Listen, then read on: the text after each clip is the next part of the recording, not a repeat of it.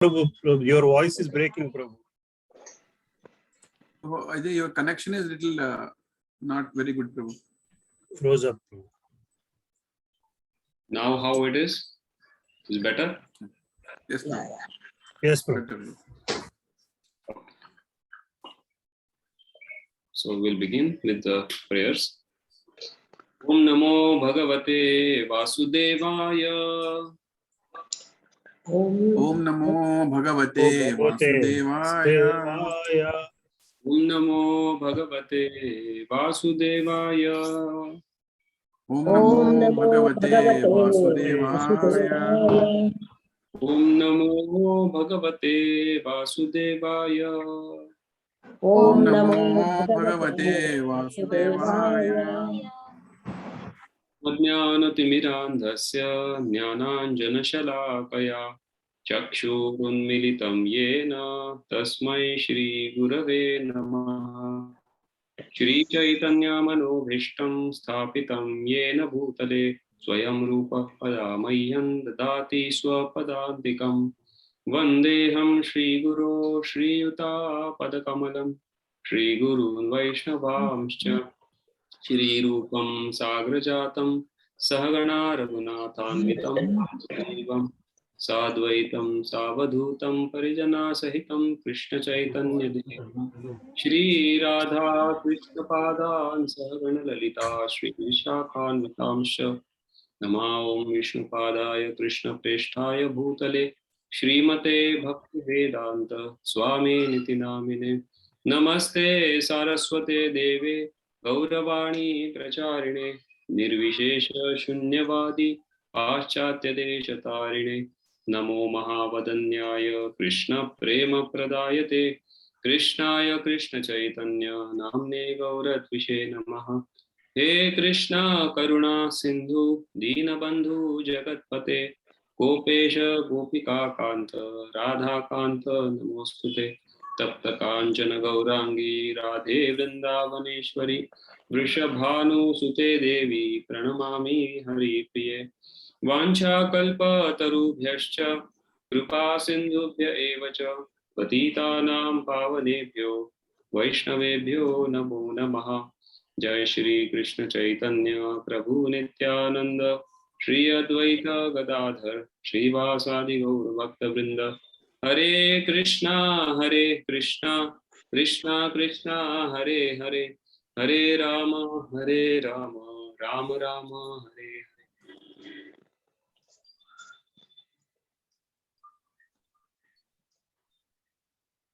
Hare Krishna.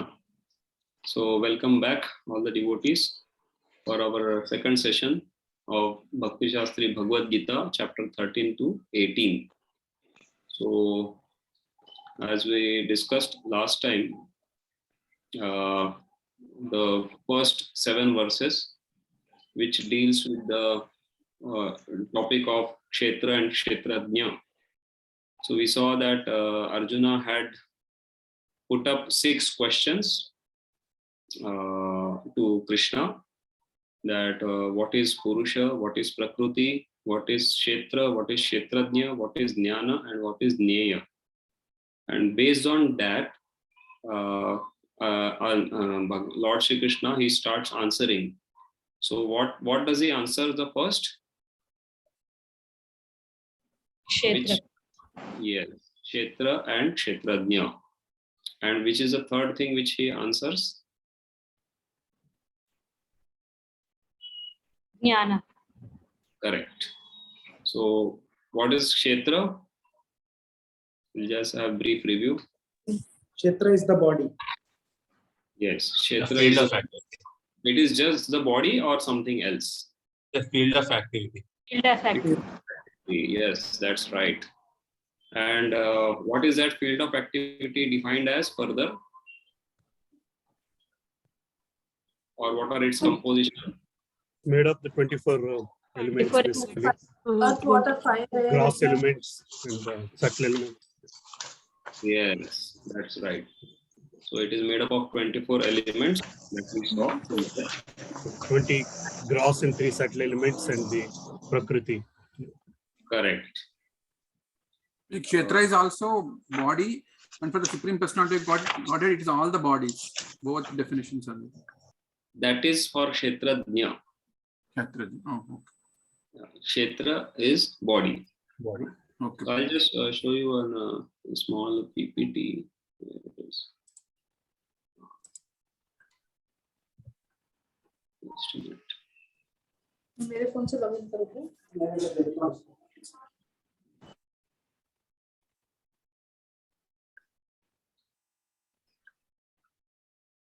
You are able to see this? Yes, Prabhu. Yes. Yes, Prabhuji. Yes, Prabhuji. So these were the 6 questions which Arjuna have asked. And then we saw that these are the 6 topics about Kshetra and Kshetrajna. So this was in the verse number 4, I believe.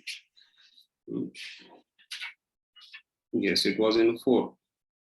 So in the verse number 4, Lord Krishna tells the composition of body, means what are the 6 topics about Kshetra and Kshetrajna. He tells the composition of the body, qualities of the body, changes that body undergoes, origin of the body, and what is the identity or the swarupa, and the powers of the knower, yat prabhava. So all these things are coming up. Out of that, only what we saw was the composition and qualities, right? So in composition, we saw here the 24 Mahabhutani, then the Ahankar, then the Buddhi, then Avyakta, then the Indriyani, then Eka was the mind, and Indriya Gochara was the sense objects. So that we saw. And then we also saw what are the qualities of the Kshetra. So Krishna gives very briefly Ichha, that is a desire, Dvesha, that is hatred, happiness, distress, Chetana, that is the life symptoms, and Dhriti, the perseverance or the determination. These were the qualities mentioned by Krishna. And Vishwanath Chakravarti Thakur in his purport gives one verse wherein he explains that there are some other qualities, so which are mentioned over here. Some of them are already covered in the other list, first list. So desire, determination, uncertainty, faith, lack of faith, perseverance, lack of perseverance, humility, intelligence, and fear. So these are the things. And we saw that these are the qualities of mind, which is a part of the Kshetra. And we also discussed that how Lord Krishna is so merciful that there are some good qualities also in this conditioned, body. Like Dhriti, if we see the perseverance. So generally the Dhriti by the conditioned soul is used for pursuing sense gratification. But the same Dhriti can be utilized for liberating oneself. So this is how it is helpful. And here also we are saying faith. Faith is something which is a very, which can be utilized in a positive way. Humility is another quality which also can be utilized in a positive way. So this is how we saw that these are the qualities of the mind. Then the changes in the body we saw. That was also mentioned by Lord Krishna, Savikari. So birth, growth, maintenance, byproducts, dwindling, and death.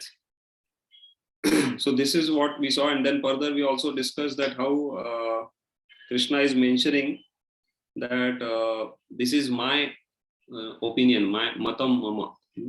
And we also saw that how Krishna in verse 5 is giving further understanding that all these things can be known from various sages and also from various scriptures that we saw.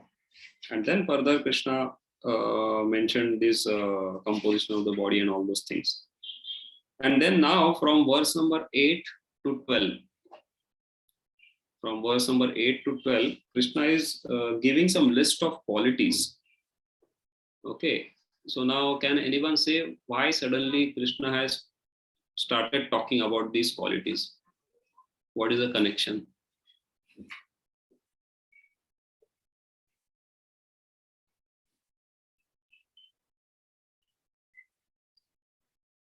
Yes, anybody would like to try? Why suddenly Krishna has started talking about some saintly qualities?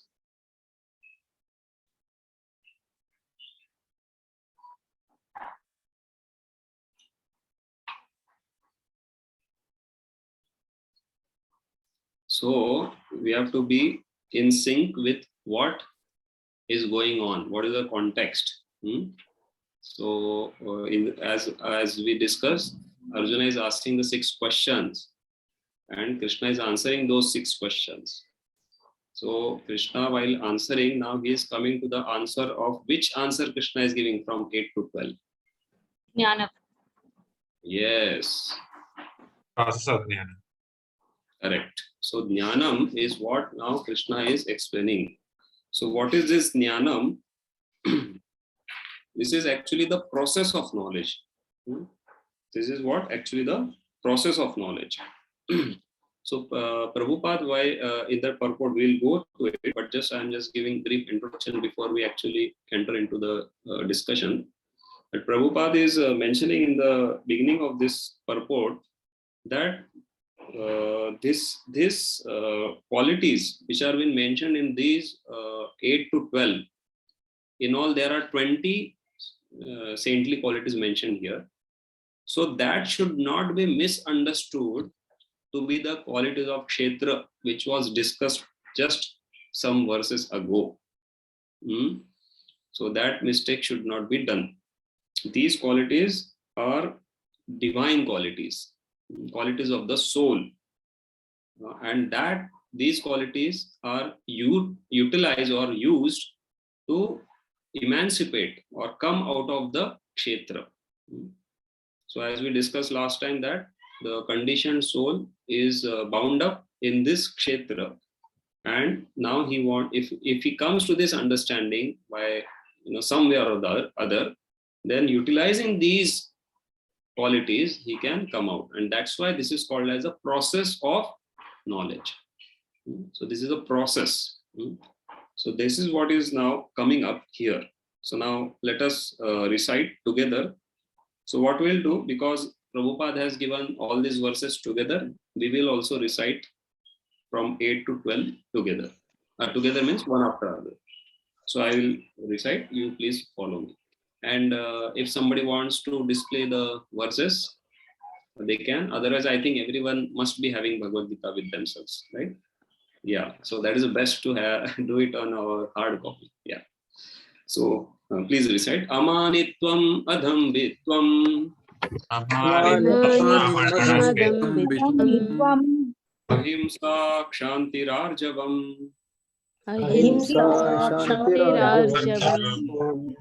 Acharyopasanam shaucham.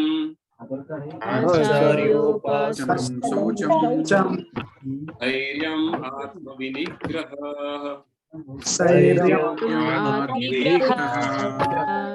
Indriyartheshu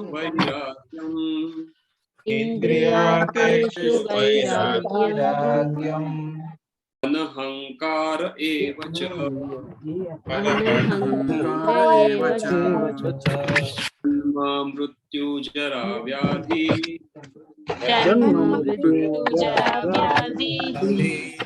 Adoshanudarshanam.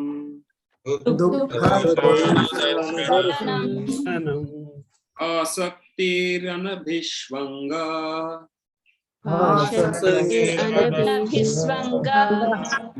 Putradara gruhadishu.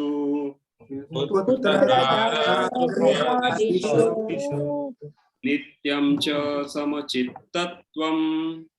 Ishtanistopapaddishu. Mayi chananya yogena. Bhaktir vyabhicharini. Vivikta desha sevitvam.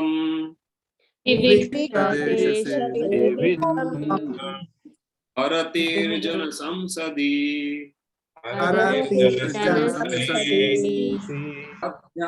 jnana nityatvam tattva jnanartha darshanam etad jnanam iti proktam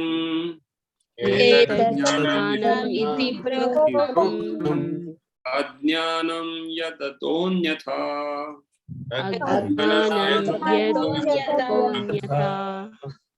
Yes, somebody can read the translation. Hare Krishna, Guruji. Shall I read?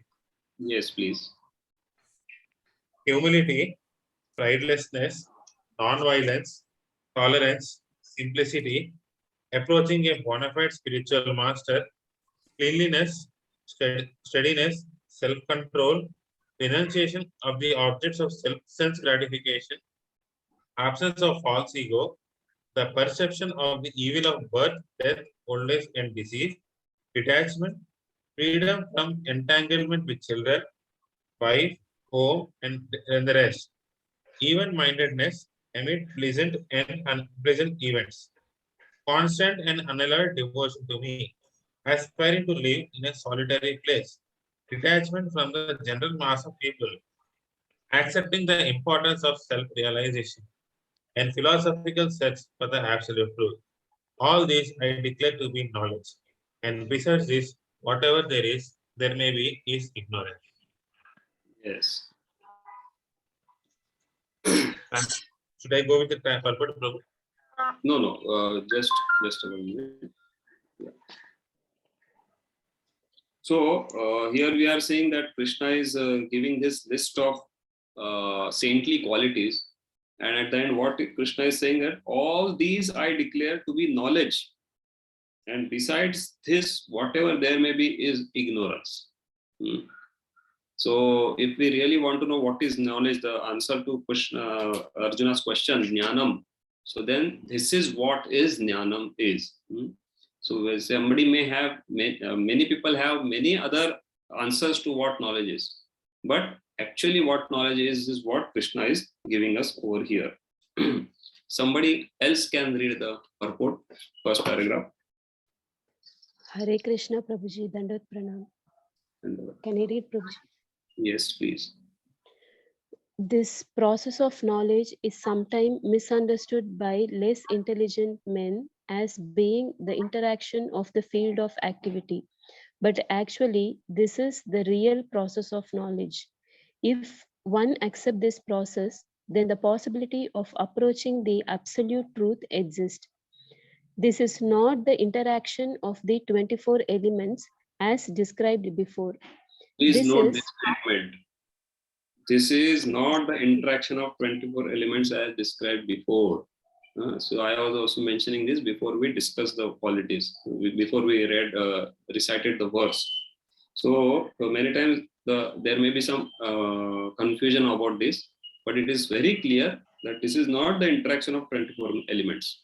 The interaction of 24 elements, the qualities that we discussed were only very few, and they were some of them were also negative qualities like hatred and envy and all those things. But here we see there are no negative qualities. Yes, please go ahead. This is actually the means to get out of the entanglement of those elements.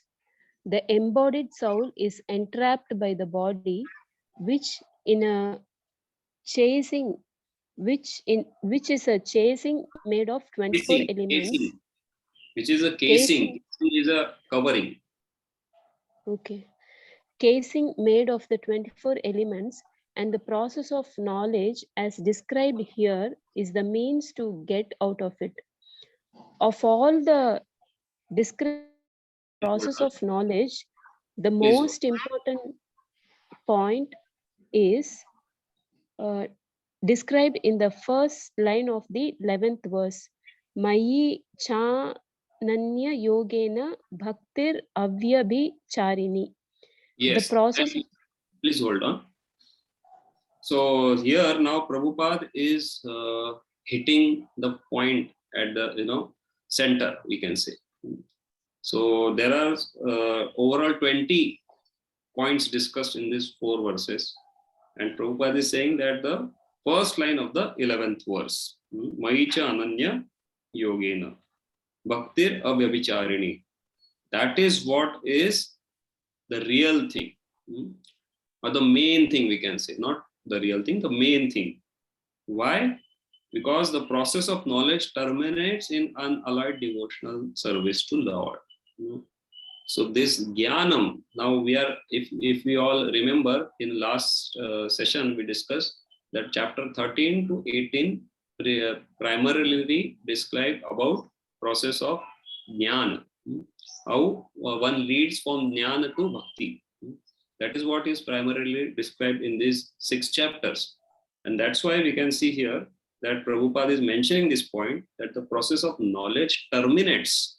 And the last point of knowledge, if something is there, then that is this thing, that devotional service to Lord Shri Krishna. And then Prabhupada is saying that if one does not approach or is not able to approach the transcendental service of the Lord, then other 19 items are of no particular value.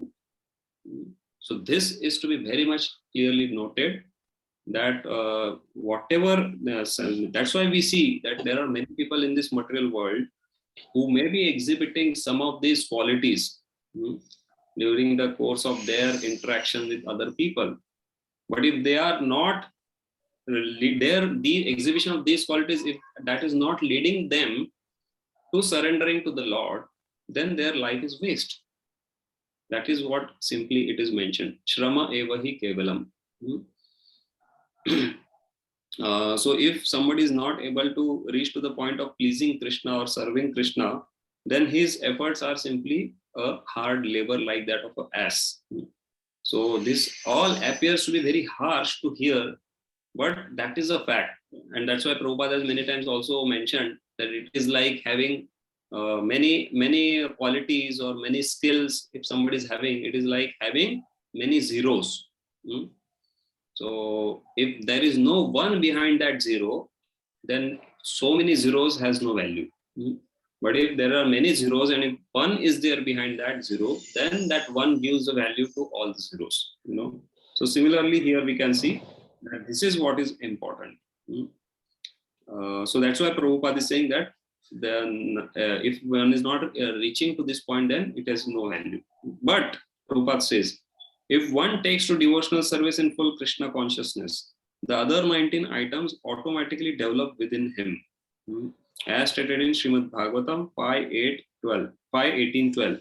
Yasyasti bhaktir bhagavati akinchana sarvair gunais tatra samasate suraha.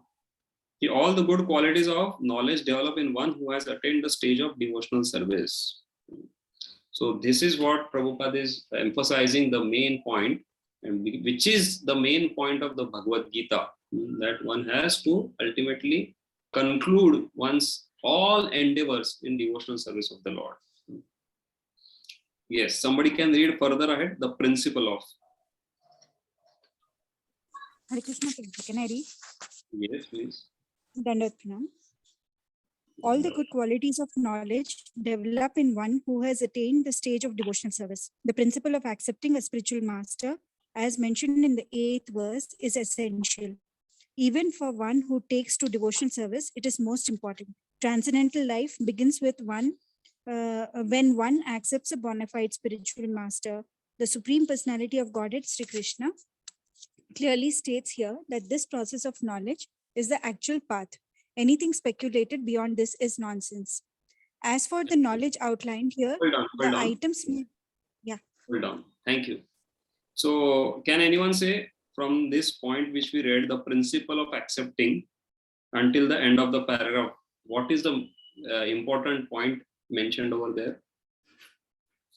Accepting the spiritual master. Spiritual master, bona fide spiritual. Okay, that is the principle mentioned. But in that, there is one very important thing mentioned. Transcendental life begins only when you accept a spiritual master. Okay. Devotional service. Devotional service is already mentioned in the previous part of the paragraph, that it is important. Even though we take devotional service, this knowledge is very important. Ah. Sorry, can you repeat again? Haribol, can you please repeat again? Hare Krishna, am I audible? Yes, yes. So it is said in that even for one who takes to devotional service, it is the most important. The knowledge is most important. Not the knowledge. This process of seeking knowledge properly. The process of seeking knowledge Little through more, little more than that. Accepting a spiritual master. Yes, perfect. Even for one who takes to devotional service, it is most important. What that it is mentioned in the previous statement. That the principle of accepting a spiritual master, as mentioned in 8 words, is essential. Now, why Prabhupada is driving this point so hard? Because in just paragraph above part of the paragraph, Prabhupada is mentioning that devotional service is the most important. So now one may immediately feel, okay, let me continue my devotional service, even if I don't accept spiritual master. What is the problem? And there are people in this world who say like that. We are doing devotional service, we are going to temple, we are doing everything. Why there is a need to accept a spiritual master? So that's why Prabhupada is driving it hard, that even for one who takes to devotional service, the principle of accepting spiritual master is essential. That is to be very well clearly understood. Yes. Yeah. Now somebody can read the next paragraph. These all items are going to be very important, so we are discussing it thoroughly. Hare Krishna Prabhuji, can I read, Prabhu? Yes, Go ahead, please. Prabhu. Yeah, thank you.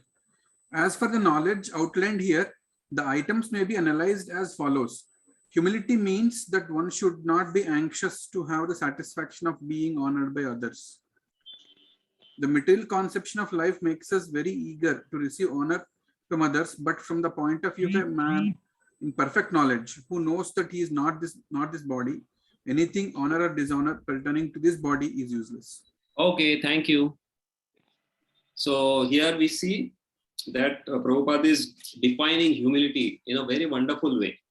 Humility means that one should not be anxious to have the satisfaction of being honored by others. So honored by others is one thing. There are the situations in our life when somebody is honoring us. And then from that honor, what happens? One gets satisfaction. So humility does not mean not being satisfied by that honor. But what does humility means? Not to be anxious to get that satisfaction. So this is a very subtle thing we can see.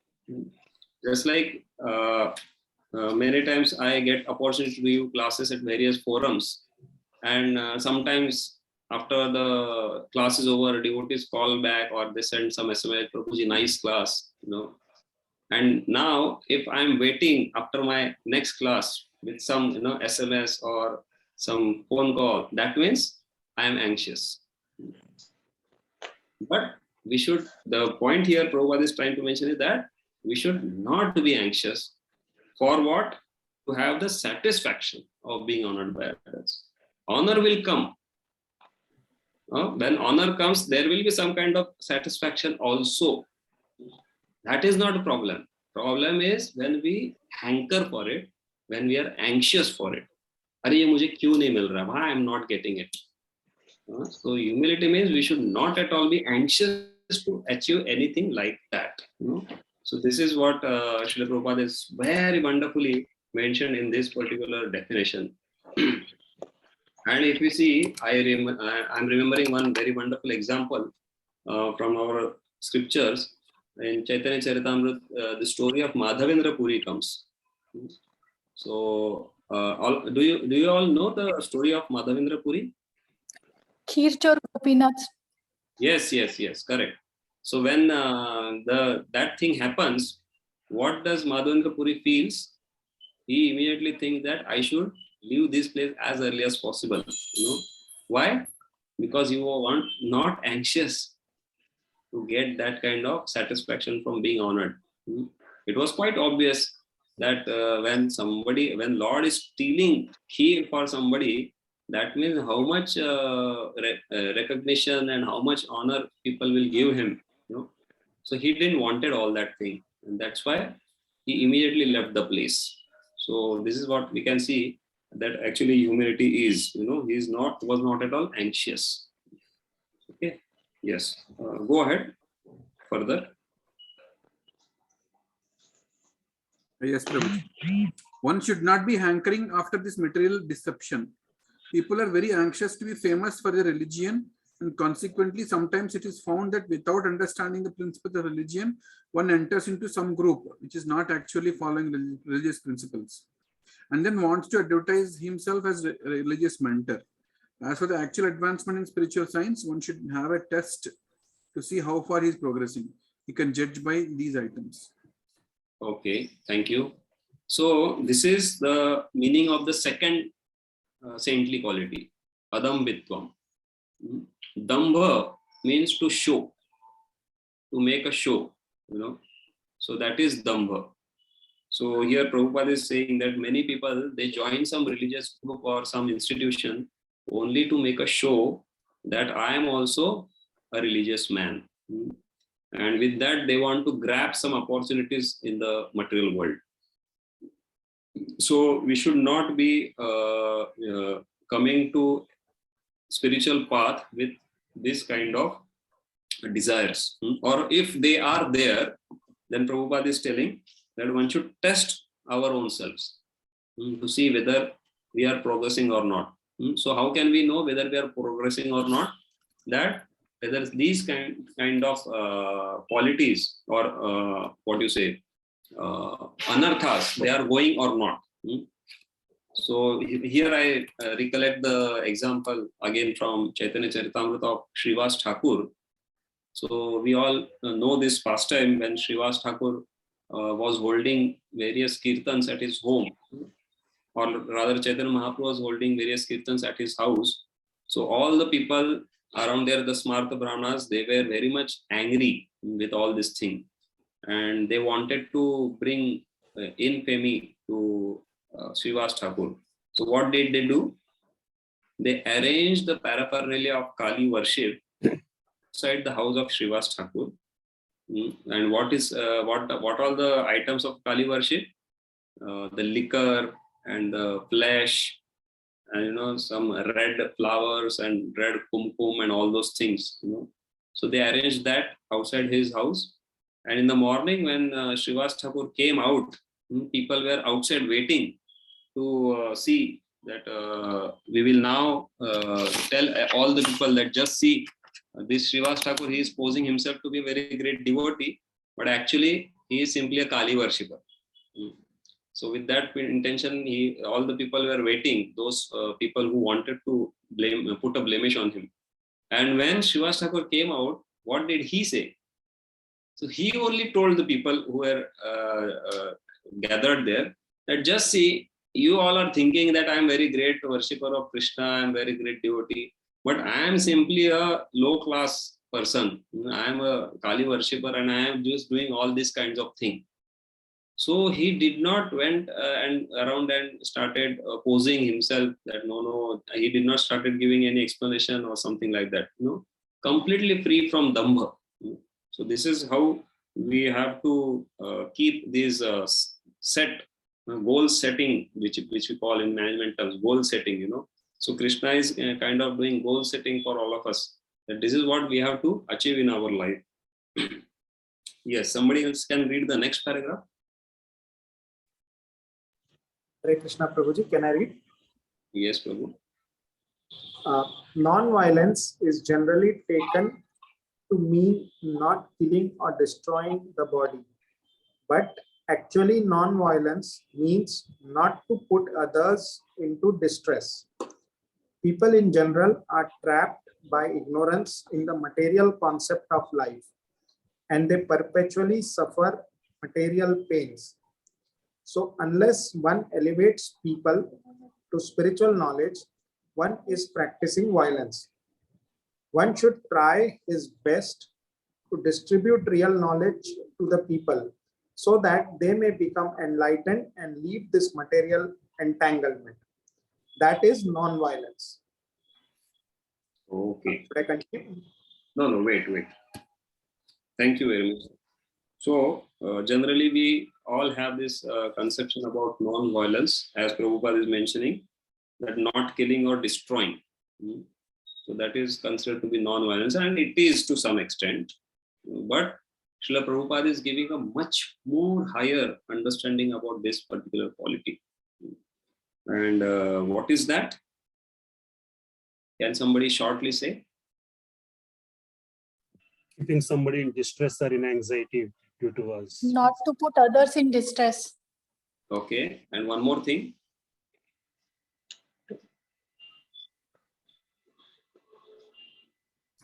Real Distribute. knowledge.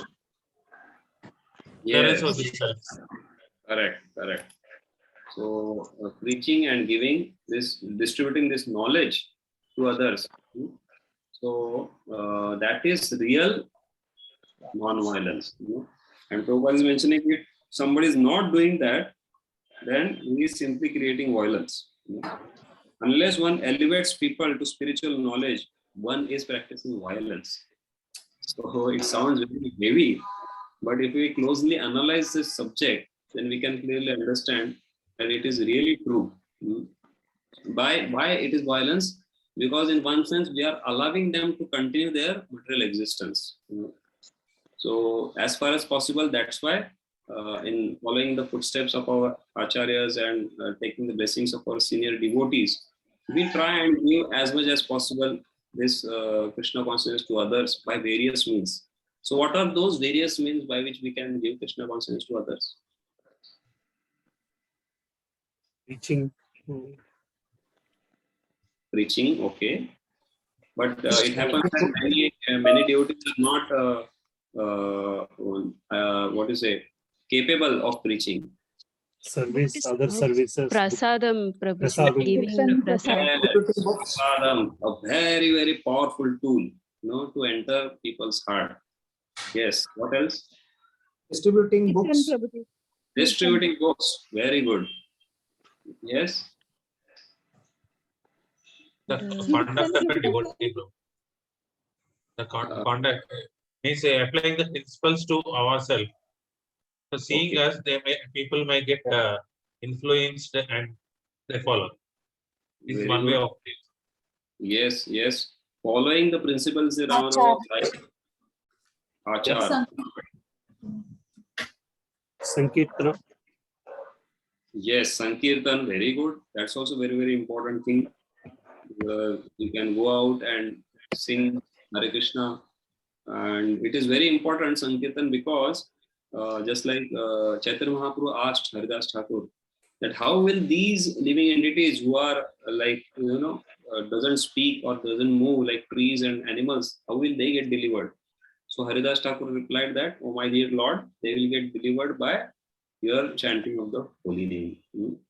So that is how we can see that we can try our level best to distribute this knowledge to others and try to be non-violent. And another point which Prabhupada is mentioning, not to put others into distress. So in what ways we can put others into distress? By our words. Yes, by our words. Very true. False information. False information. Yes. Actions. Actions, correct. By three ways, by mind, by body, and by words. So one may say, how can one put distress in my mind? Make believe something different.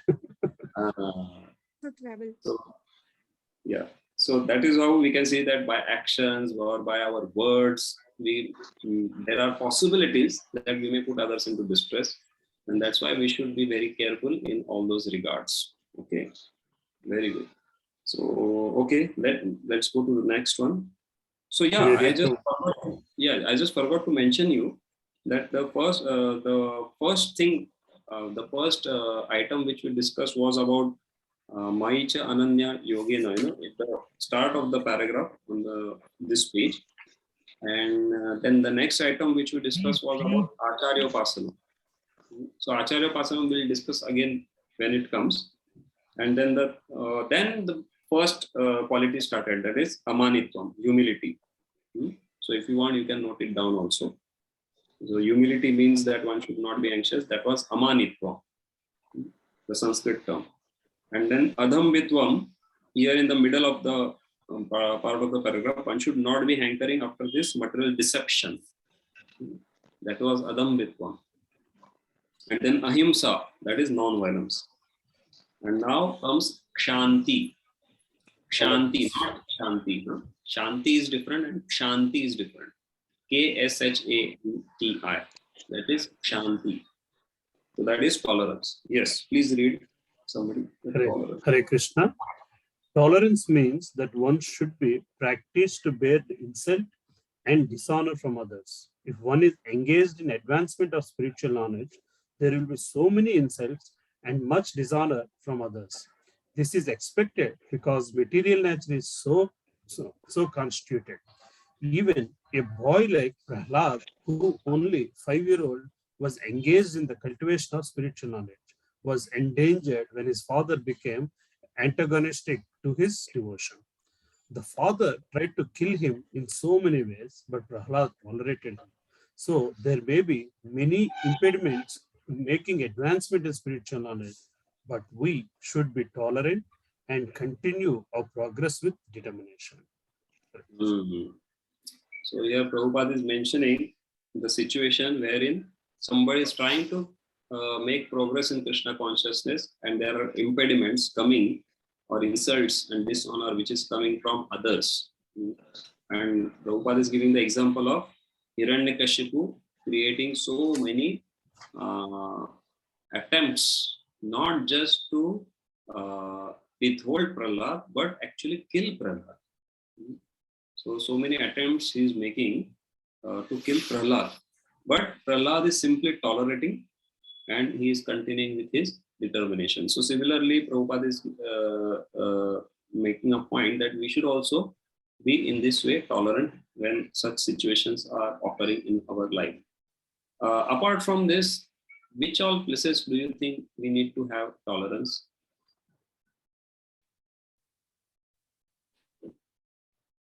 Earlier in Bhagavad Gita also it is mentioned that we should tolerate honor and dishonor. Both honor should also be tolerated. Yes, very correct. Even honor should be tolerated. What does it mean to tolerate honor? If one is praising you or in a good situation, so we should not carry that pride that I and this. In whatever situation it is, we should follow the Krishna consciousness. And what is the best way to digest the honor that is coming? Not to be anxious and to be satisfied in honor and dishonor. Yes, but how can we do that actually? Humble. By offering Stable, Prabhuji, balancing or some stableness. By performing some menial services, Okay. by being grateful to our spiritual master for giving us qualities. Little bit closer. This Spiritual. answer is very closer. Yeah, we have to offering give everything those to our spiritual master. spiritual. By engaging more in devotional service. No. Just a minute. Who had mentioned this point about by being grateful to spiritual master? I have mentioned Prabhuji. Will you please say further what actually it would be? Little bit more closer. We have come almost close to the answer. Prabhuji, I mean, we ourselves are not at all qualified to get any knowledge, but it is by the mercy of our spiritual master that we are being able to study the scriptures and to get the knowledge and to distribute it to others. So if we get praise also, we should understand that this praise is because of our spiritual master. It is the mercy of our spiritual master that we are being praised Perfect.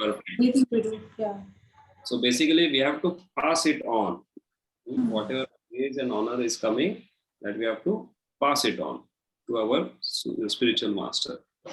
What else has to be tolerated? Happiness, distress. Okay. That particular thing will come in later also in this particular discussion. So I'm The dualities of the material. okay, heat and cold, etc. Fine. I'm looking something more deeper. Impediments in the path of devotional service. Yes, that we already discussed as a part of the purport.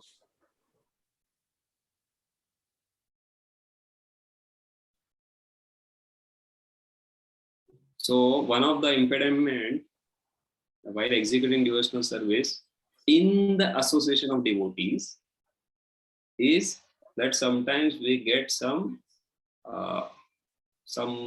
what we can say bitterness in dealing with devotees. So we get some bitter feelings.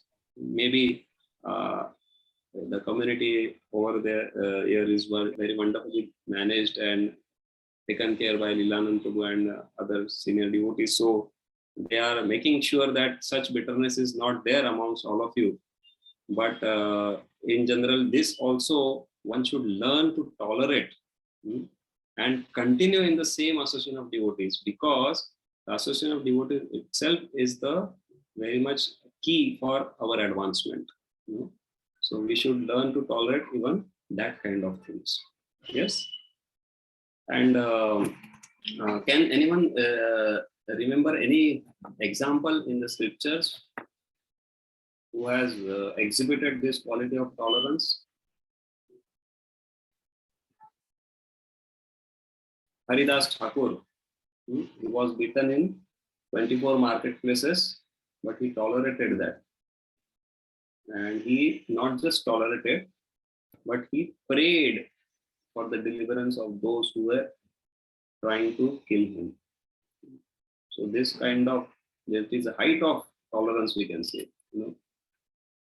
Yes. And even Lord Nityananda Prabhu, he tolerated the attack of Madhai and he told Chaitanya Mahaprabhu to forgive them. Yes. We can go ahead. Somebody can read the next part, next paragraph.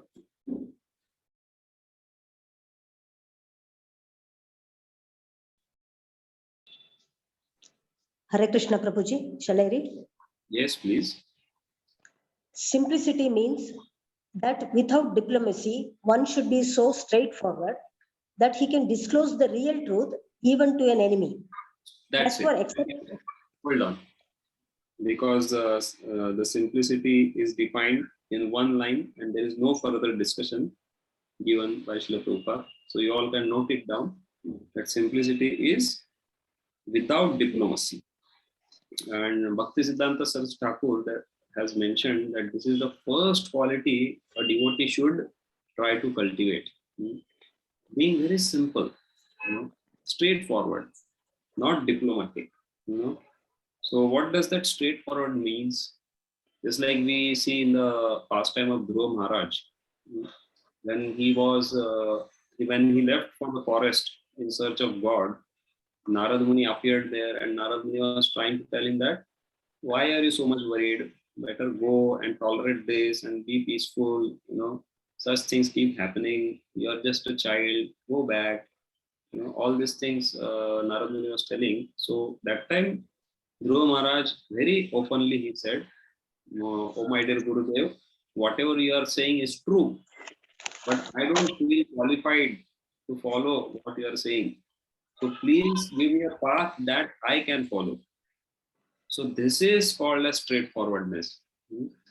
So very clearly and openly he revealed his heart that whatever you are saying is true, that is correct, but I don't feel I am in a situation where I can follow that. So please give me a path which I can follow. So this is what the simplicity means. Yes, Mataji, you can read ahead. As for acceptance of the spiritual master, that is essential, because without the instructions of a bona fide spiritual master, one cannot progress in the spiritual science. One should approach the spiritual master with all humility and offer him all services so that he will be pleased to bestow his blessings upon the disciple.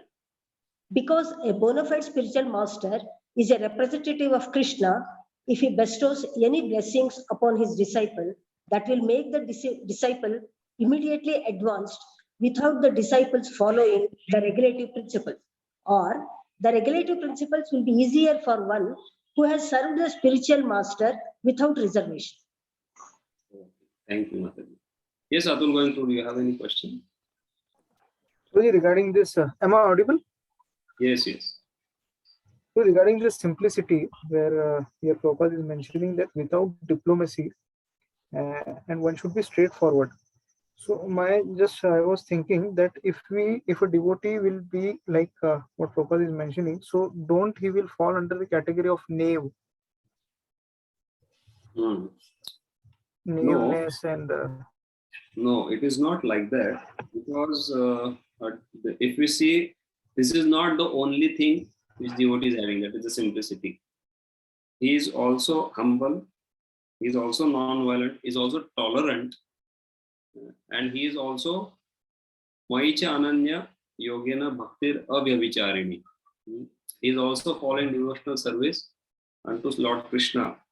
So Krishna will give him all intelligence to exactly do what is to be done at what time, and that's why he will not remain knave. So this particular thing which comes up in our mind is because of the our association with material world. Because we see in this material world, if somebody is not diplomatic, then there is no question of his progress. But in spiritual world life, it is completely opposite. The more you are not diplomatic, the more you make progress. So that's how it works. Okay, maybe externally it may happen if somebody, not you, if somebody is considering the progress in terms of getting some Bhakti Shastri degree, or then getting a Brahman initiation, or getting some managerial post in the position in the institution to be his progress, then for him maybe such things he may be wanting to use, like diplomacy. But if we are understanding the purpose of practicing spiritual life is not to get some post and position within an institution, but rather to get a post at the lotus feet of the devotees of the Lord, post ourselves at the lotus feet of devotees of the Lord, then it will not make any difference whether we remain knave or we remain whatever way. So that has to be very clear. So goal setting, that's why these things are goal setting. So if our goal is clear, then there will be no problem at all. Is that okay? Yeah, yes. Yeah. So coming to this point, acceptance of spiritual master is essential, because without the instruction of spiritual master, one cannot make progress in spiritual science. And how should one approach a spiritual master? Tasmad gurum prapadyeta jitnyasu shreya uttamam. One should approach the spiritual master for gaining higher transcendental knowledge, not for some material gain. One should not accept spiritual master to get rid of some health issues, or get rid from some monetary issues in the life. For all that thing, there are so many other material arrangements. But when one is going to accept a spiritual master, it should be with all humility. Means feeling oneself to be fool number one.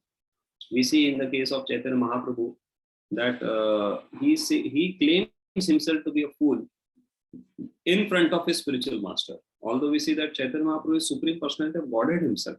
But when it comes to serving his spiritual master, he feels himself to be fool number one. To the degree that when Ishwara Puri had written a book, so he put forward that book to Chaitanya Mahaprabhu, saying that I know you are a very great scholar, so kindly edit this book. And Chaitanya Mahaprabhu was not ready. But then finally, because of force of Ishwara Puri, he did it. and he suggested one change, that instead of this, this can be done. And when Ishwarapuri contemplated on it, he came back and told that no, what I have said is correct.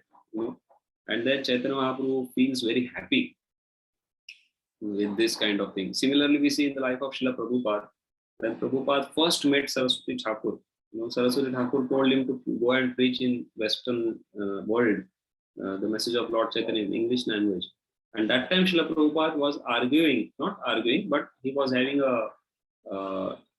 he was putting forward his words, saying that we are not free, we are under the influence of other country, so who will listen to our message?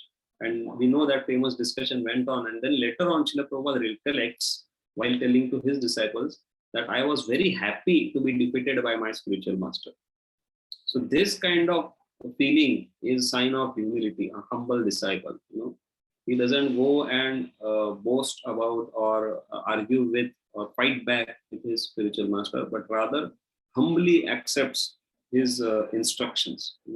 And for progress in Krishna consciousness, this is very important that we accept instruction from spiritual master with all his blessings.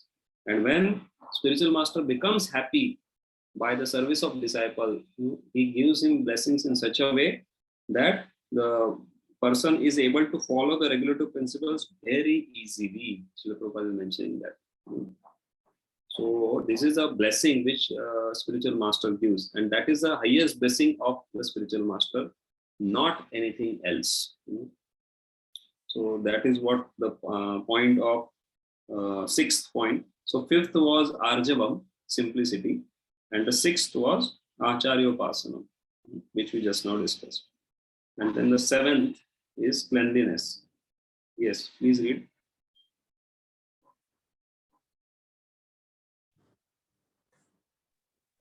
Shall I continue or somebody? Okay.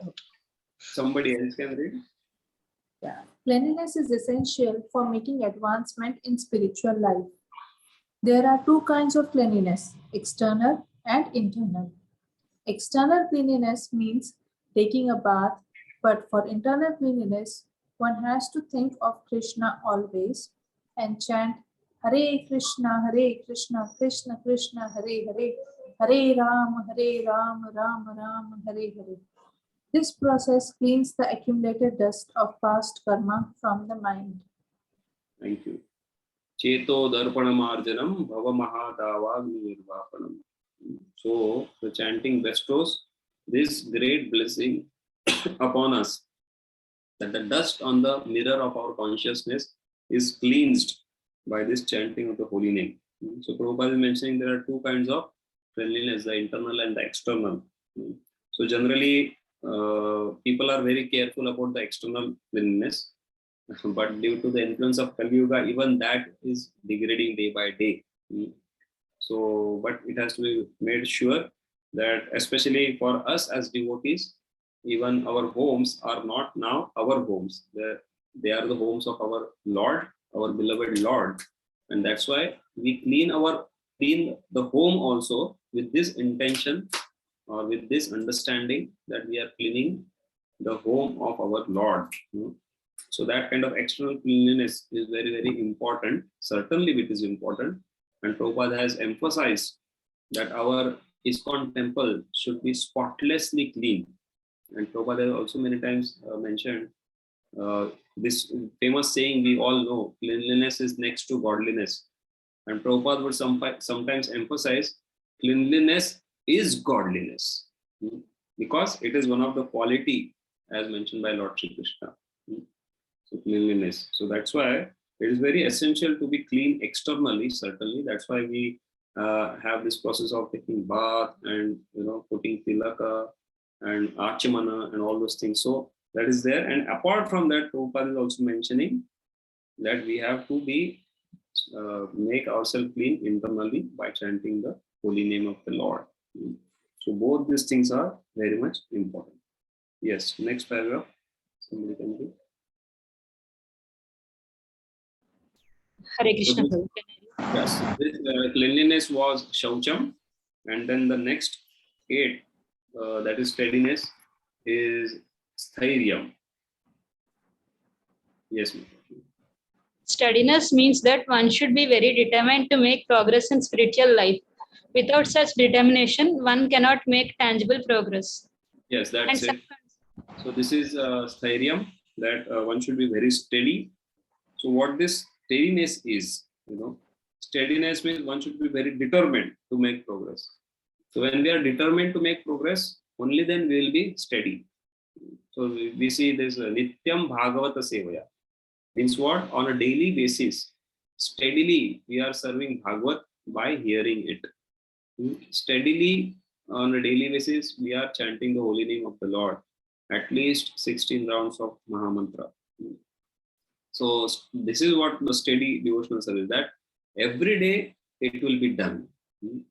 And a step higher than that is to do at fixed time. So that is a little more higher than that. We should be aspiring for that. Like when we are supposed to chant, if we have decided that this time I will chant, so every day that time we chant. That is a next step of the steadiness. So that also has to be kept in the mind, that in near future, if that is not possible in the current time, at the current state of our functioning in the material world, but then it should be in our mind that sometime or the other, I would like to myself be steady in such a way that I will chant at this particular time. I will read Srila Prabhupada books at this particular time. I will eat prasad at this particular time, or rather not eat, we say honor. I'll honor prasad at this particular time. So all these things are fixed. That is steadiness. And we see in the life of Srila Prabhupada, when we read his biography, or life of Bhaktivinoda Thakur, all of them were so steady. There, at that particular time, you will find that at that particular place only. Bhaktivinoda Thakur's schedule, if we see, at this particular time he will get up, then he will chant, then he will write books, then he will get ready and have a little breakfast. So that schedule is mentioned in the 7th Goswami book. So like that, steady, fixed up. So like this, we should try our level best. Yes, yes, Mataji, you can read ahead.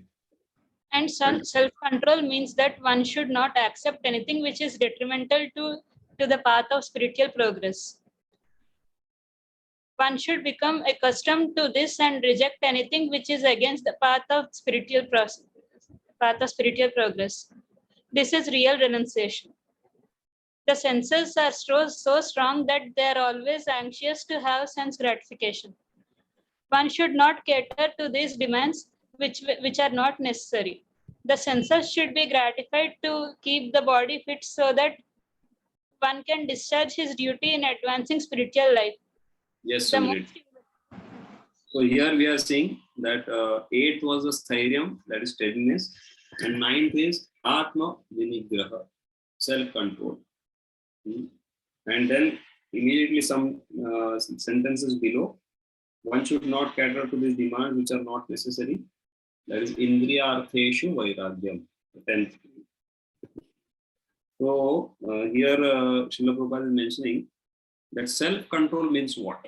What is this Atma Vinigraha? Self-control means Anukulyasya Sankalpa Pratikulyasya Varjanam. What is favorable for my Krishna consciousness? Analyze. 1, 2, 3, 4. Okay, I accept it. What is unfavorable for my Krishna consciousness? We analyze. 1, 2, 3, 4. Okay, so let me avoid all these things. So this is what is called as self-control. So many times if we see this in terms of eating, most of us might have experienced that there are certain items of prasad. Obviously, we don't eat anything other than prasad, but within prasad also, which sometimes may upset our stomach. But just because they are tasty, we tend to eat them, and then we end up with our stomach upset or something like that. So from this one example, we can understand if we are careful, what is favorable for my Krishna consciousness? oh, if I eat this particular item, although it is tasty, it is prasad, but if I eat it, then my stomach will be upset and tomorrow's morning chanting would suffer, or there is some problem with that. Then better I not eat it. So this is Atma Vinigraha. That will happen, that sense control will happen only when we are valuing what we have got. That is a gift of Krishna consciousness. So if we know that this gift of Krishna consciousness is so valuable, then let me accept those things which are only favorable and let me avoid the unfavorable. Yes, please go ahead, Mataji. The most important and uncontrollable sense is the tongue. If one can control the tongue, then there is every possibility of controlling the other senses. The function of tongue is to taste and to vibrate. Therefore, by systematic regulation, the tongue should always be engaged in tasting the remnants of footsteps offered to Krishna and chanting Hare Krishna. Okay, thank you, Mataji. So further part of the paragraph, Prabhupada is explaining that how along with the tongue, how we should engage all other senses in the service of Krishna instead of using it in gratification. Yes, so that was this thing. Now next point, somebody else can read from next paragraph, false ego. Hare Krishna Prabhuji, Dandavat Pranam. Hare Krishna. False ego means accepting this body as oneself. When one understands that he is not his body and his spirit soul, he comes to this real ego. Ego is there. False ego is condemned, but not real ego. In the Vedic literature, Brahat Aranyaka Upanishad 1.4.10, it is said that Aham Brahmasmi, I am Brahman, I am spirit. This I am, the sense of self, also exists in the liberated stage of self-realization. The sense of I am is ego, but when the sense of I am is applied to this false body, it is false ego. When the sense of self is applied to reality, that is real ego. There are some philosophers who say we should not give up our ego, but we cannot give up our ego, because ego means identity. We ought of course to give up the false identification with the body. Hare Krishna. Thank you. So how do we exhibit false ego? Can anyone say? In general.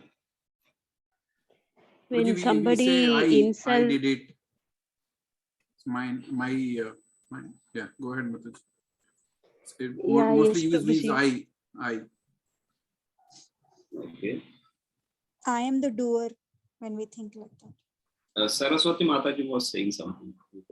Prabhuji, when others insult us, we tend to, we tend to get anger over them. So that is the ego. That's the false ego. Why do we get angry? Because we are identified with the body. Yes. So when somebody insults, whom they insult? When somebody insults, whom they are insulting? The body, Prabhuji. Yes, either the body or the mind. But because we are identifying ourselves with that body or that mind, so we get hurt. This is a simple logic. Obviously, it is very easy to say, but when it comes to practice, we all have a great difficulty. But yes, when we discuss like this, when we churn out of topic, then at least we are aware that when the next time comes, I will try my level best to not get hurt, or I will try to be on my real ego. So what is a real ego? Identification with the constitutional position that I am the servant of the Lord. Yes, perfect. So in that regard, we know this very famous shloka.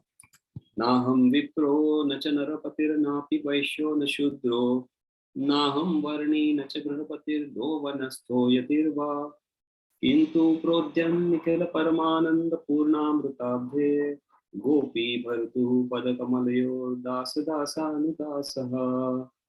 In this verse, it is mentioned, Chaitanya Mahaprabhu is saying, Naham Vipro, I am not Brahmana, Nacha Narapatir, I am not king, Napi Vaishya na Shudro, neither I am a Shudra nor I am a Vaishya.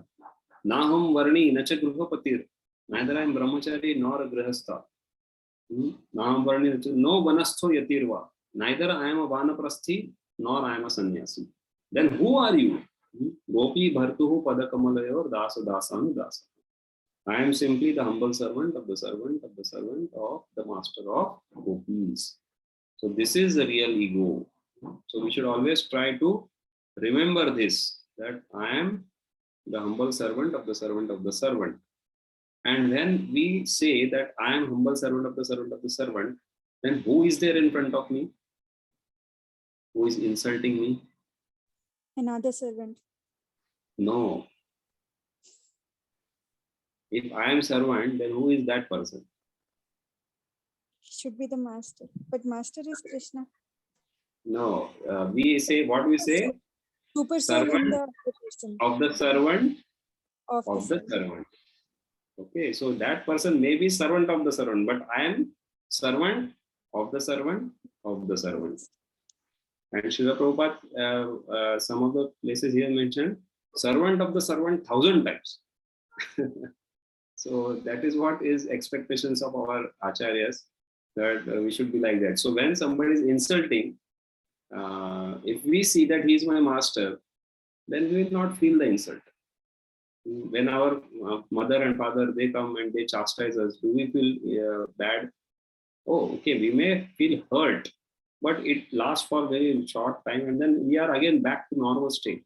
So like that, if we are always situated in our constitutional position, then this will not. Prabhuji, I have one question. Okay. So this should be in the context only of devotees association, or is it in the context of our day-to-day life that somebody is coming and insulting us? If we keep doing this, then maybe we can be taken advantage of, right? Then what do we do? Very good question. So when in our day-to-day life, if there is something happening like that, then we should be shrewd enough to respond positively, yet clarifying the situation. First thing is we should not react.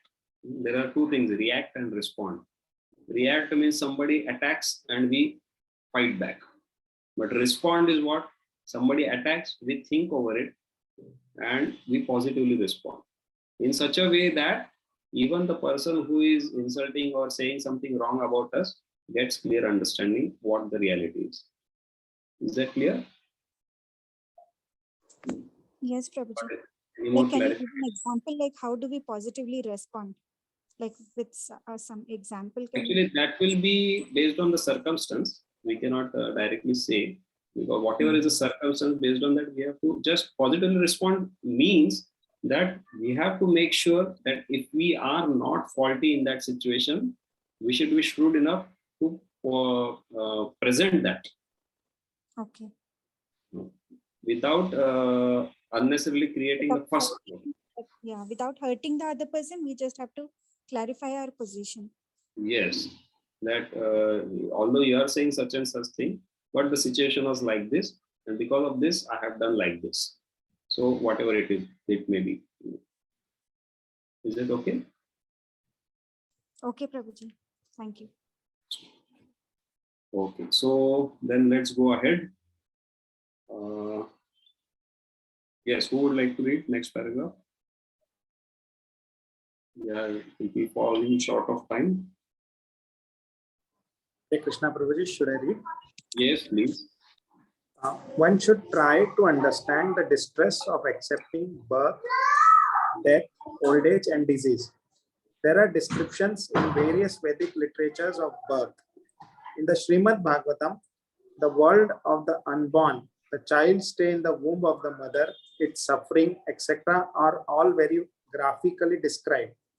It should be thoroughly understood that birth is distressful, because we forget how much distress we have suffered within the womb of the mother. So this is a very important line. Everyone can note it down. Because we forget how much distress we have suffered within the womb of our mother, We do not make any solution to the repetition of birth and death. Very, very important. So all of us are practicing Krishna consciousness to some degree. All of us are serious and sincere. But if we really want to increase our seriousness, then Krishna is telling us that we should perceive what all distress are there in these four things: Janma, Mrityu, Jara, Vyadhi. Janma, Mrityu, Jara, Vyadhi, Dukkha, Dosha, Anudarshanam. Krishna is saying Anudarshanam means we should see this through the eyes of scriptures, to the eyes of previous acharyas. So that is a aspect about this point number 12. And you can read the last line of this paragraph. Unless we have a pessimistic view of this material life, considering the distresses of the birth, death, old age, and disease, there is no impetus for our making advancement in spiritual life. Yes. So many times when we discuss this topic, some people, they feel, why are you so pessimistic? Well, life is so wonderful. Life is so beautiful. There is so much good things happening in this life. Why are you always talking about this distresses? So the answer is what? That unless and until we are convinced about these distresses of birth, old age, disease, and death, there will be no impetus for us to go back home, back to God. If the place where we are staying is comfortable, then we will stay in this comfort only. But if we are understood, if we get clear understanding about what are the dangers of this place, then we'll make some endeavors to go to that place where there is no distress at all. Yes. Next paragraph, somebody can read. This is a very important paragraph. So what I'll do, I'll only read this. As for detachment from children, wife, and home, it is not meant that one should have no feeling for these.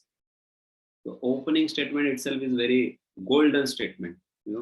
So what is this point which Prabhupada is discussing? This is Anabhishwanga Putra Dara Griha Adishu. So Asaktir Anabhishwanga Putra Dara Griha Adishu. So this is what Prabhupada is saying. So as for detachment from children, wife, and home, it is not meant that one should have no feeling for this. A very, very important point. So many times we feel detachment means there is no feeling, hardness of the heart. No, but that's not expected. They are the natural objects of affection. But when they are not favorable to spiritual progress, then one should not be attached to them. So this is the key. So we see in the prayers of Kunti Maharani also, she is saying, Atha Vishvesha Vishvatman Vishwamurti Swakeshu me Sneha Pashami Mamchindi Dridam Pandushu Vrishnishu. She is praying to Krishna that, oh my dear Lord, please cut my attachment towards Pandavas and Vrishnis. Now one may question, Pandavas are such wonderful devotees. They are such wonderful devotees that Lord is always there to protect them. And Vrishnis, they are the family of Lord Krishna, and they are also devotees. So why is Kunti Maharani saying to cut the tie of affection from these devotees?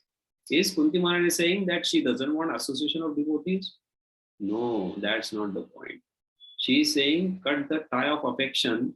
That means she is saying that let me not expect any material security from them. Let me associate with them without any expectations, without any material expectation. Let my association with them be unmotivated. So that is what is Kunti Maharani saying. So similarly, even when we are having family and friends and all those things, children, home, wife, so it is not that suddenly we have to give up everything, but rather we have to give up this idea that these are the people who are going to save me at my greatest crisis. This kind of material security on the dependence is what is condemned. So that is not expected. So that's why feelings will be there, affection will be there, but that has to be utilized. What Prabhupada is saying ahead, that the best process for making the home pleasant is Krishna consciousness. So if we are Krishna conscious by chanting Hare Krishna, Krishna Krishna, Hare Hare, Hare Ram, Ram Ram, Hare Hare. Simply one need to only chant, accept the remnants of footsteps, have some discussion on books like Bhagavad Gita, and engage oneself in deity worship. If one is able to do this, then it is as good as a renunciate. So that is why it is very important that further Prabhupada is saying one should train the members of his family in this way. That in the morning they can sit together and chant, in the evening they can come together and sit and chant and follow the four regulative principles. And if that is the case, then there is no need to change from family life to renounced life. And then Prabhupada is mentioning that how Arjuna also did like this. He did not want to kill his family members, but when he understood that it is going to please Krishna, and he accepted the instruction. When he understood that these family members were impediments to his Krishna consciousness, he accepted the instruction of Krishna and fought and killed them. And Prabhupada has mentioned in the middle part of the paragraph also a very important point. If the family members are not congenial, not favorable for spiritual advancement, then family life can be abandoned, should be abandoned. One must sacrifice everything to realize or serve Krishna. But again, this also with a word of caution should be done with proper care and guidance and not whimsically.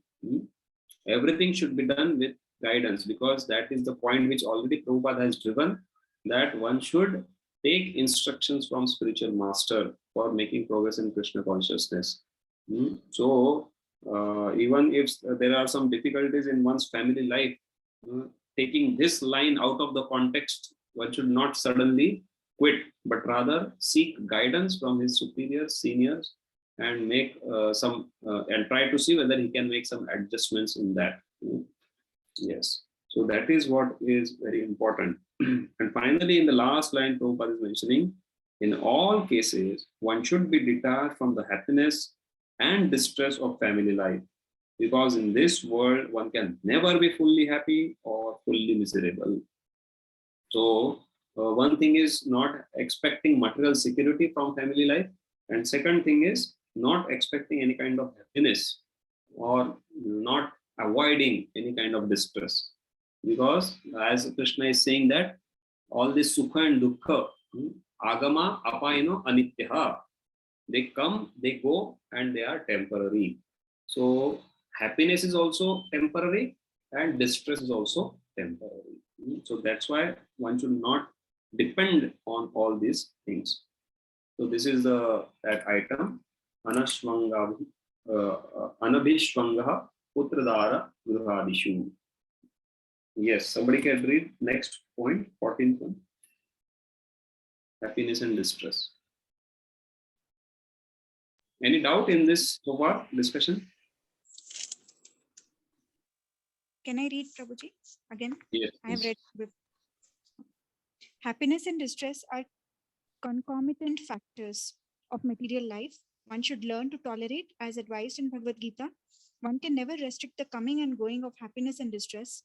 So one should be detached from the materialistic way of life and be automatically equipoised in both cases. Generally, when we get something desirable, we are very happy. When we get something not this point.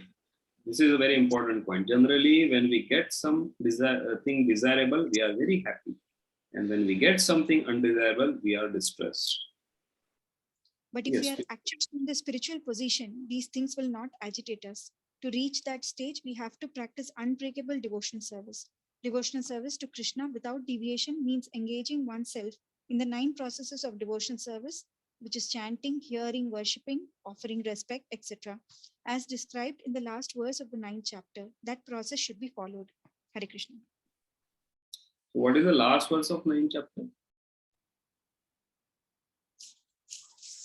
Without seeing.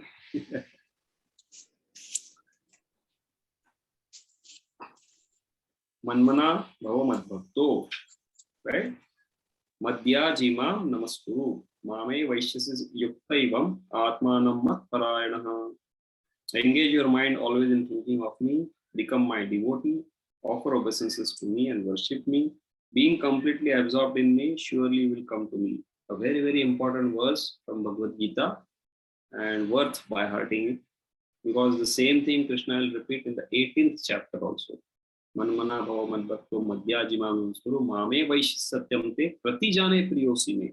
Krishna is promising that if we just follow this, manmana, engage the mind, become the devotee of the Lord, offer respect to the Lord, and worship to the Lord, and offer pranam, obeisances to the Lord, then Krishna is saying that I will surely take you back home, back to God.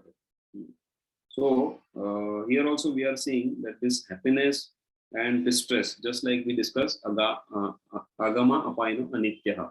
They will come and go and they are temporary. So no need to bother about them too much. But when we will reach that stage of not bothering happiness and distress, then we are practicing unbreakable devotional service. So this unbreakable devotional service is what is expected. Unbreakable, what is mean by unbreakable? Not be interrupted by any impediments. We should just continue.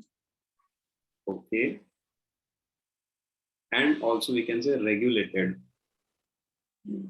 So every day we, just like we discussed, every day we are reading, every day we are chanting, every day we are offering some worship to the Lord in this way. So Nityam Bhagavata Sevaya. So Nityam has got two meanings. Nityam means constantly and also daily. So to begin with, at least it should be daily in our case, and eventually it should end up in constantly, like that. Okay. Can we continue a little bit and complete this? Yes, Prabhuji. Yes, Prabhuji. Okay. So can somebody read the next paragraph?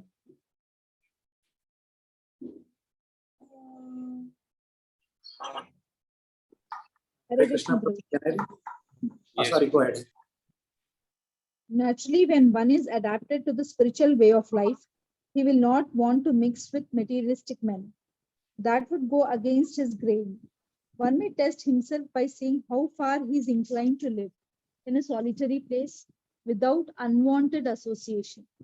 Naturally, a devotee has no taste for unnecessary sporting or cinema going or enjoying some social function because he understands that these are simply a waste of time. There are many research scholars and philosophers who study sex life or some other subject, but according to Bhagavad Gita, such research work and philosophical speculation have no value. That is more or less nonsensical. According to Bhagavad Gita, one should make research by philosophical discretion into the nature of the soul. One should make research to understand the self that is recommended here. Okay, thank you. So here two things are discussed. One is Arati Jana Samsiddhi and Adhyatma Jnana Nityatva.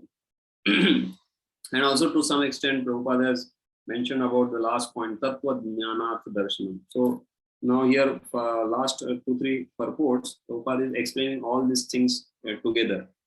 So we see that here Prabhupada is saying that when one is adapted to spiritual way of life, he will not want to mix with materialistic men.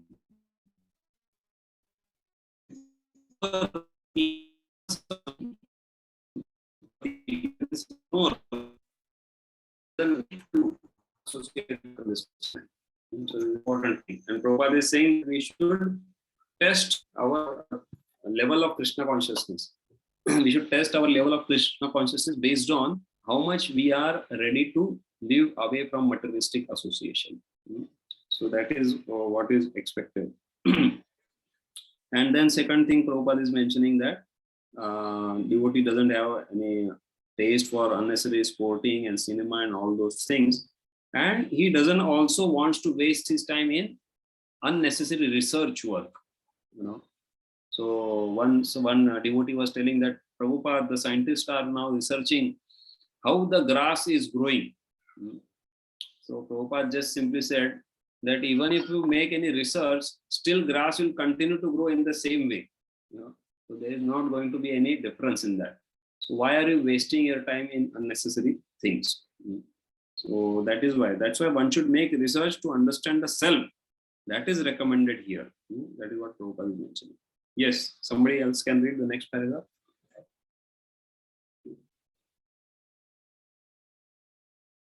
Yes, quickly. Anyone? Yes, Prabhuji, I will read. Yeah. As far as self-realization is concerned, it is clearly stated here that Bhakti Yoga is specially practical. As soon as there is a question of devotion, one must consider the relationship between the super soul and the individual soul. The individual soul and the super soul cannot be one, at least not in the Bhakti conception, the devotional conception of life. This service of the individual soul to the supreme soul is eternal, nityam, as it is clearly stated. So bhakti or devotional service is eternal. One should be established in the philosophical conviction, in that philosophical conviction. So what is that philosophical conviction? That bhakti is eternal.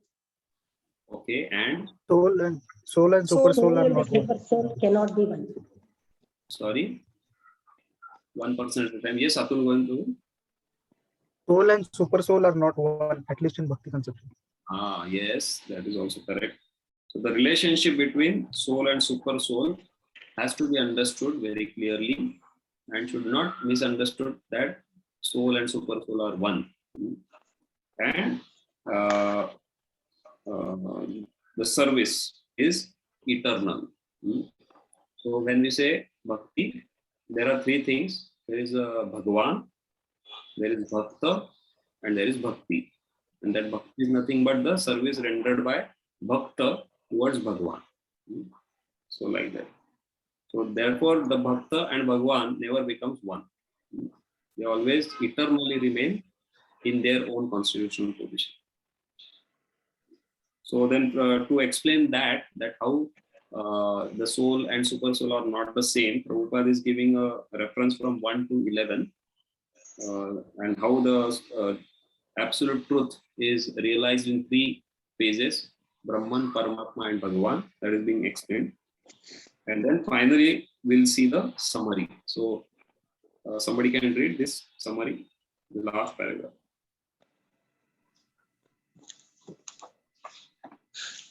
Hare Krishna, Prabhuji, beginning from practicing humility up to the point of realization of the supreme truth, the absolute personality of Godhead. This process is just like a staircase beginning from the ground floor and going up to the top floor. Now, on this staircase, there are so many people who have reached the first floor, the second or the third floor, etc. But unless one reaches the top floor, which is the understanding of Krishna, he is at the lower stage of knowledge. If anyone wants to compete with God and at the same time make advancement in spiritual knowledge, he will be frustrated. It is clearly stated that without humility, understanding is not truly possible. To think oneself God is most puffed up. Although the living entity is always being kicked by the stringent laws of material nature, he still thinks, I am God, because of ignorance. The beginning of knowledge, therefore, is amanvita, humility. One should be humble and know that he is subordinate to the Supreme Lord. Due to rebellion against the Supreme Lord, one becomes subordinate to material nature. One must know and be convinced of this truth. So very wonderfully Prabhupada is explaining that how the things in spiritual life will unfold is by this one particular quality of humility, and which Sri Chaitanya Mahaprabhu has very much enunciated in his Shikshashtakam. Runadapi sunichena tarorapi sahishmuna amanina manadena kirtaniya sadahari. So if we want to reach to the stage of kirtaniya sadahari, that always chant the holy name of the Lord, then we have to be humbler than a blade of grass, be tolerant than a tree, and always offer respect to others and not expect any respect in return of offering of that respect. If we are in such a state of consciousness, only then can we chant the holy name of the Lord constantly. Hare Krishna, Krishna Krishna, Hare Hare, Hare Rama, Rama Rama. Thank you very much. Any questions?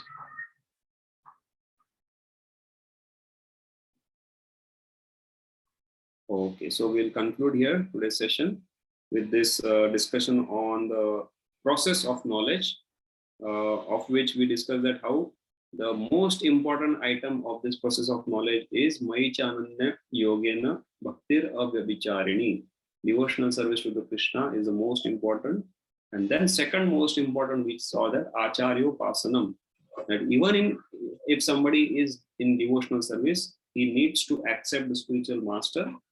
And then we saw that if somebody is in devotional service and has accepted the spiritual master, then all other qualities will fall in place. And the staircase of this begins with humility. That we saw at the end, that how if we are able to practice humility in our life, then certainly that will take us to the steps of making Krishna or understanding Krishna.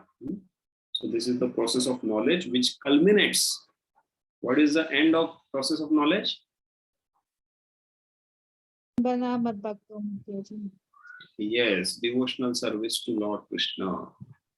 Okay, thank you all very much. Hare Krishna. Srimad Bhagavad Gita ki Shri Jai. Jai. Hare Krishna Prabhu. Jai. Thank you very much. Hare Thank you, Prabhu. Dandavad Pranam. Hare Krishna.